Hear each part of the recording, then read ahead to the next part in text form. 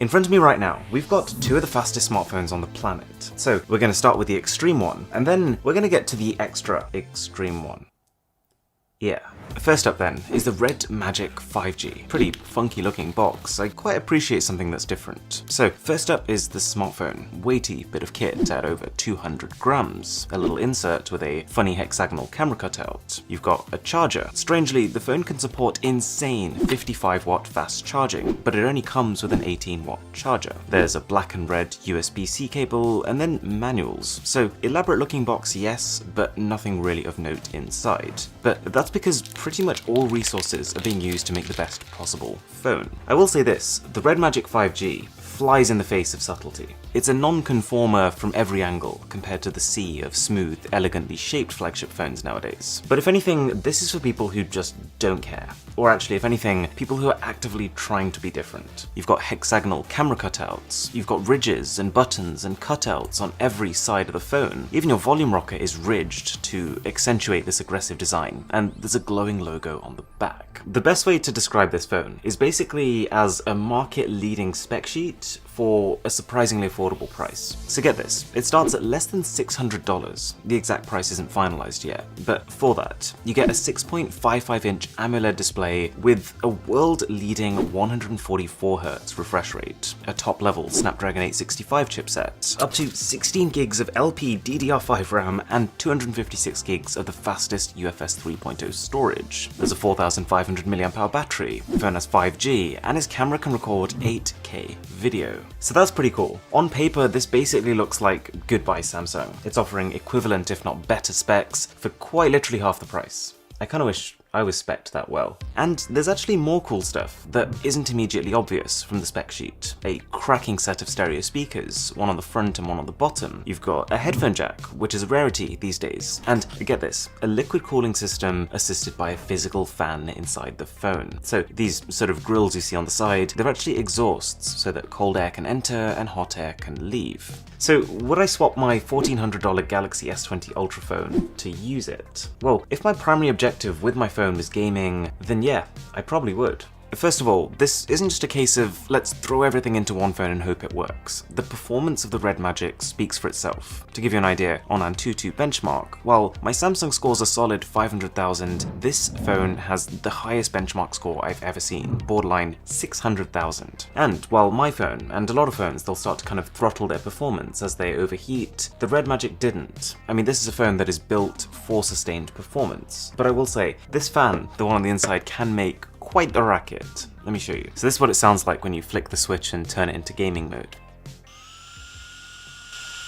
It's tough to describe though, just how fast this feels thanks to that display. Swiping through home screens, it feels like slicing warm butter. I don't really know how that makes sense, but it's an embodiment of how it feels. So anyways, I thought I've got quite possibly the most powerful smartphone on the planet in my hands. It's built for gaming, so let's play a game. And I've been told for a while to try one called Honkai Impact. So I sat myself down and spent 2 solid hours just playing and observing. And a few thoughts. Firstly, I can see why the recommendations were pouring in. This literally felt like I was playing an animated film. It was beautiful and played insanely smooth in a way that I've got no chance of showing on camera. And coming from a phone like the Galaxy S20 Ultra, my initial thought was that because this screen doesn't spill around the sides and you've got a border, that it would bother me. But to be honest, after 2 minutes of playing, you kind of stop noticing it. And of course, because this is an extreme gamer phone, there's more. The phone has capacitive shoulder buttons. I didn't really find myself needing them here, but what I did play around with was this menu, and it's just ludicrous the extent to which you get to adjust things. I didn't think people took mobile gaming this seriously. Things like different color profiles to better highlight enemies in certain games, and different sound profiles, some that'll bring out the background music, and other ones that can draw your attention to enemy footsteps so you can locate them. Not to mention, you can even individually tune your CPU and GPU performance. Like I said, it's just bizarre. So,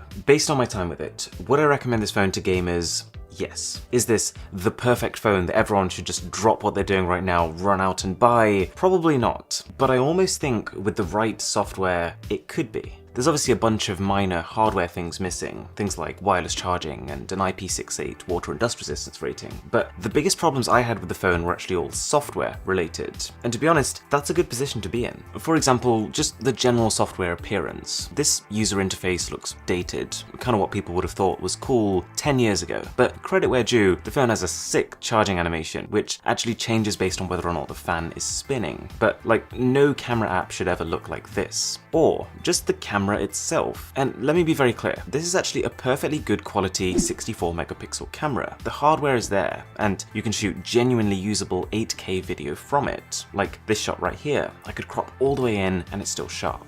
But the image processing software is where the problem lies.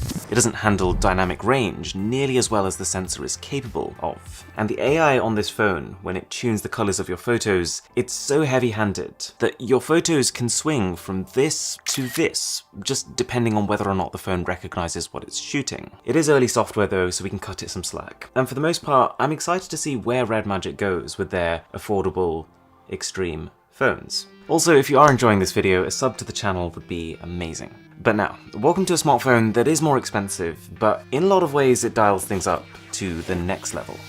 This is the BlackShark 3 Pro, and as well as the phone, the company sent the additional accessories that you could buy separately. I feel like I'm unboxing medical equipment here. So, there's a not Joy-Con, a controller for the phone, a European charging brick, because I'm assuming the phone's box has an American one. You've got the grip that allows you to attach the not Joy-Con onto, and a USB-C charging cable, and this is cool. They call this the Fun Cooler, which I thought was pretty hilarious considering it looks like anything but a piece of equipment that's messing around. You'd be cooling a nuclear reactor with this. Okay, so that phone. It's a nice box, treading that line between class and glam. Inside you got your standard insert, but each part of this package feels like it's really had some love put into it. And it contains some manuals and a case that I gotta say I wasn't expecting. Not sure about this one, to be honest. There's the smartphone, an American power brick, and another charging cable. My very first impression was actually a moment of contemplation, because never in my life have I held a bigger smartphone. In terms of the way it looks, I think the company's last BlackShark 2 Pro phone was actually a pretty damn cool device. This one I'm not as convinced by, but there is a lot of cool stuff going on here. The symmetry and the fact that the camera protrusion is small means that actually this is a really comfortable phone to hold when you're gaming. You get these matte rails on the sides and a vinyl texture in the middle, which I'm assuming are all there to give you more grip. I have no idea though what kind of hands you'd need to reach this power button. Just look at it. So you're probably wondering, just how big is this phone? Well, you're looking at a 7.1-inch Quad HD Plus 90Hz AMOLED display with a 270Hz touch response. And bear in mind, not tiny bezels either, so it feels even bigger than it sounds. It's like an XL model of the already enormous Galaxy S20 Ultra. The phone's powered by the Snapdragon 865 chip and 12 gigs of RAM and 512 gigs of UFS 3.0 storage, 5000 mAh battery, 65-watt charging. This isn't supercharge anymore, this is hypercharge. I just love these smartphone marketing terms. There's dual front-facing stereo speakers, a headphone jack, again, we're on a roll here, and one of the most surprising features, physical shoulder buttons. You play a game, they apparate into view, and then the second you leave, they disappear. They even automatically retract if you drop your phone, so yeah, it works. It's so cool. Plus, I think they've pulled off the whole gaming look well. It's still clear you're holding a gamer phone, but the software doesn't feel in your face and obnoxious. And even though this isn't a 144Hz display, it still feels so fast. Like, you get this subtle reassurance that nothing could ever challenge it. And one thing I noticed pretty early on was how much I liked this display. Like, having a 7.1-inch screen comes with its own set of very real compromises, but this almost made me want to try and look past them. It's got a certain level of clarity, and when you're watching videos, even if they were filmed at 25 frames per second, it can upgrade them to 90. So I can sit here watching back my own videos that were filmed at 24, and they'll actually look better than when I recorded them. But okay,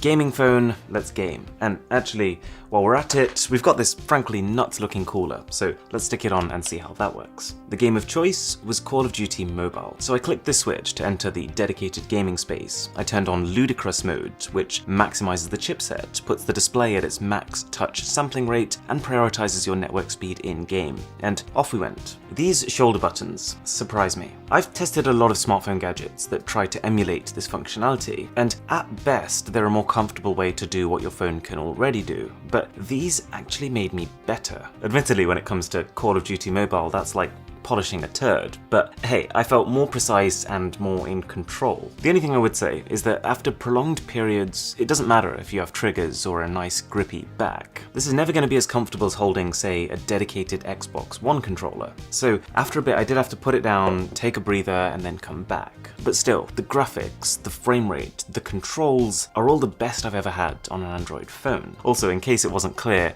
this cooler is unlike anything you've ever seen before. Yes, it has a massive fan on it, but the fan is just a part of it. The thing actually needs active power to work, because below that fan is effectively a freezer for your phone, so cold that when you take it off after playing, you literally feel like you want to leave it out in the sun to defrost. The phone is still lacking in the camera department, only slightly better than the RedMagic, and I can't stress enough that something of these dimensions is not for everyone. But there can be certain pros to having a gaming phone, things that are added in to make the gaming experience better, but they have a side effect of actually making the general phone experience better. For example, the dual stereo speakers added in to help you locate enemies when playing, they bring videos to life. The high-end haptic engine in the phone, built to give vibrations in-game, also just means that everything from typing to touching gives you really satisfying physical responses. Alright, so which of these phones would you pick? The RedMagic for around $600 or the BlackShark at closer to $700? Thanks for watching, my name is Aaron, this is Mr. Who's the Boss, and I'll catch you in the next one.